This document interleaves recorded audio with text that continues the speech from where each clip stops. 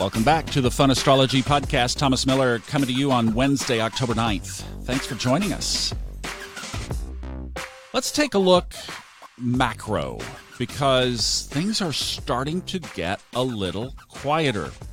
We're going to move out of these Pluto-Saturn squares. We still have a couple, and the big one coming up is going to be when Mars moves over. We'll address that. That's not for a little while, not to be worried about today. We are on the waning side of the square between the Sun in Libra and Saturn in Capricorn, but the Sun is now closing in on Pluto. So the wonky that you're feeling, there you go. We still have another, 11 days of Saturn and Neptune. This one is a big one. This was that big square that we've been talking about that was going to be around for about a month, where we kind of put an unusual twist on things.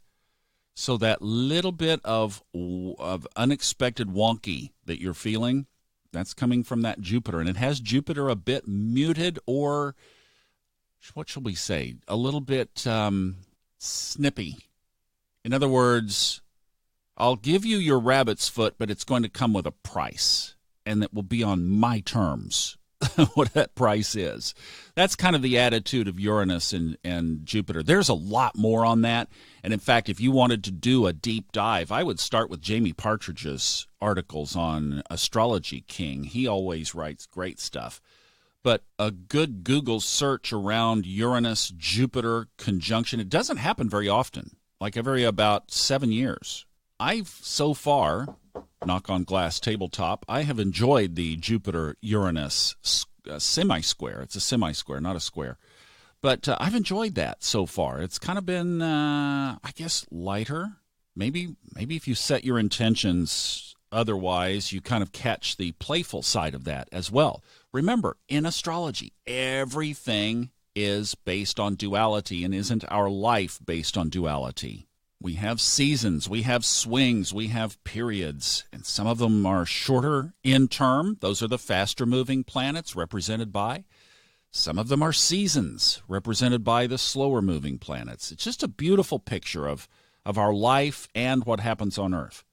Now, let's look ahead a little bit, because as we move through October into November and December, really the next big thing that's going to happen is a lunar eclipse on January 10th, and then also on that day is when Pluto and Saturn hit 22 degrees in Capricorn, and then on Sunday, January 12th, is when they will be in perfect alignment.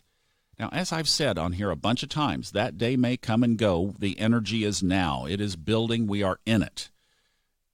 It's going to be slow to unfold. So that's not one that you go, oh, there's, like super precise energy. It's a big macro setup. But yes, shifts are happening, are they not? We're reading the headlines every day. But walking back from that early/mid-January monumental event, what do we have in store? Well, this coming Sunday is the full moon. It happens at 5:09 p.m. New York time. And that will be in Aries. But of note, that's kind of interesting, is that this full moon is going to be in a void of course moon.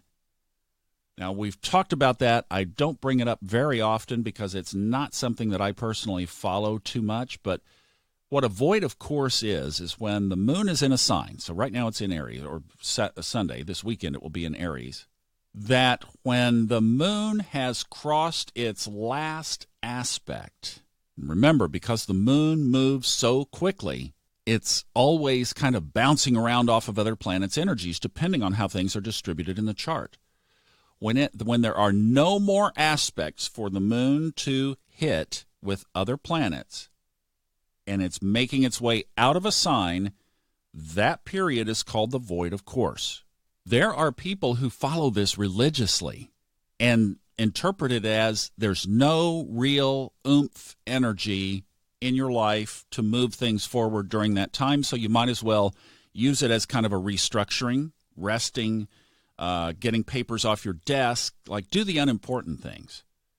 I've looked at that from both sides, and I mean, practical question number one is I live a pretty busy life. How can you shut things down like that on that kind of? Sometimes it lasts for a couple of hours, and sometimes it can be chunks of days. And in our world, I just think there's a practicality of that. And also, I like to pattern things and see what's consistent. And I'm using my own life as the test tube for that, right?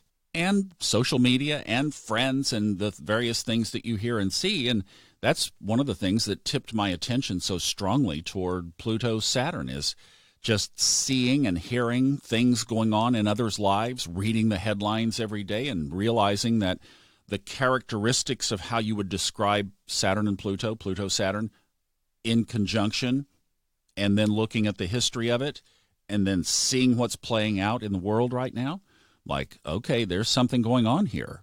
But, I just haven't been able to pattern voids of course. Like, if you take a certain action, not void of course, does that work out better than in void of course?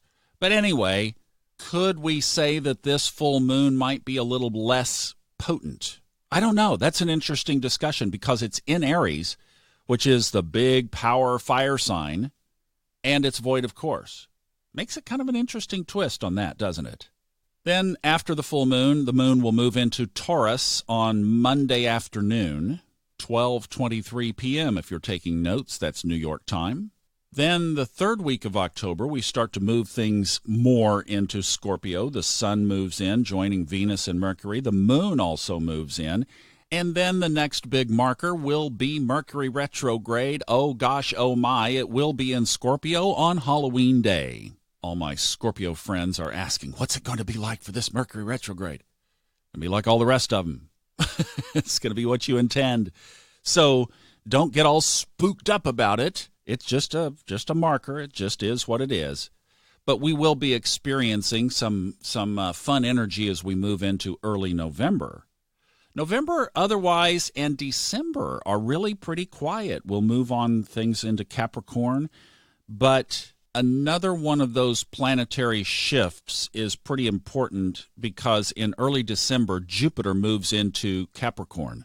Like we were talking about yesterday, when a planet moves from its home sign, which right now Jupiter is in Sagittarius, its home sign, moves into that next one, it moves from light and fiery and playful and exploratory and traveling and moving around Sagittarius into structured, grounded, earthy, stay at home and get things done, make sure that it's done right, ruled by Saturn the disciplinarian. Capricorn, Jupiter, we have a feels what that interpretation was. It's going to feel stifled. It's going to feel muffled, and that's going to be a big shift. So our little rabbit's foot planet has had some challenges here in the last half of its track through its home sign after it turned direct again with the square with Uranus, and it was squared Mars, so now it's going to be muffled in Capricorn. So those things that you really want to keep moving between now and December 2nd, really mash the gas because you have Jupiter with you. The tailwind is with you. The force is with you. So that's kind of a macro look at the rest of the fall. I'm going to shift some things up on here, and we'll be talking about more favorable energy. We've been through so many challenges. Is it just not a, ooh, we'll take it, some relief before Saturn-Pluto? All right? So that's kind of what it's looking like. Have a great Wednesday. I'll see you tomorrow on the Fun Astrology Podcast. Thanks for spending a few minutes with me today.